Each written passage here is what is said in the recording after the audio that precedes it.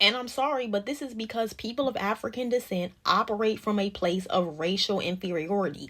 Asians do not have that same history in this country. So they don't walk around with this feeling of needing to try to prove to society that they're not in that category, or they're not like that people, or they're not what you expect. And it's like, say what you want, people of African descent spend a lot of time trying to convince the world that they're not like other people of African descent. A lot of this is about this, and then they try to hide behind, nationalistic or racial pride. And it's like, no, you're not proud, because when you get in your space, or whatever you want to call it, it becomes divisive against people who are like you.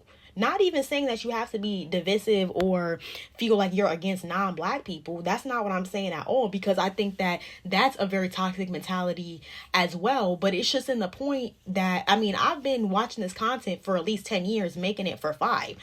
It's always the same thing. So that's just what I've observed. And going back to the whole 𝙬𝙤𝙢 thing, I think that is really interesting, again, that there's this huge push for like, oh well, mixed is not black, and we need our own spaces as mixed people. And it's like, I just find it interesting. It's like, first of all, people that are African and European, we've been dealing with this mixed thing in the United States for longer than anybody, yet look what it's amounted to, and look what the conversation is. Very low vibrational, centering around sexual desirability.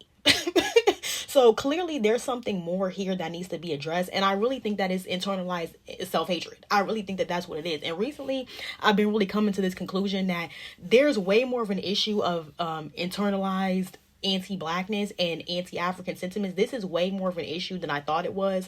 And I feel like that's why a lot of stuff is always, I don't know, kind of tainted through that lens.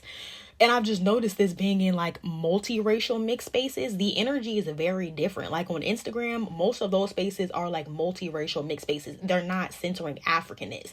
And I've noticed when it comes to like centering Africanness, that's when stuff really starts to hit the fan. In other spaces that I've been in, that's like mixed people of other ethnicities, it's not the same vibe. So I'm not blaming people of African descent. I'm just saying I think that it's an interesting thing to take into account. And I think that people not addressing that aspect of it and the internalized inferiority part of this is why nothing ever changes and why things are not improving.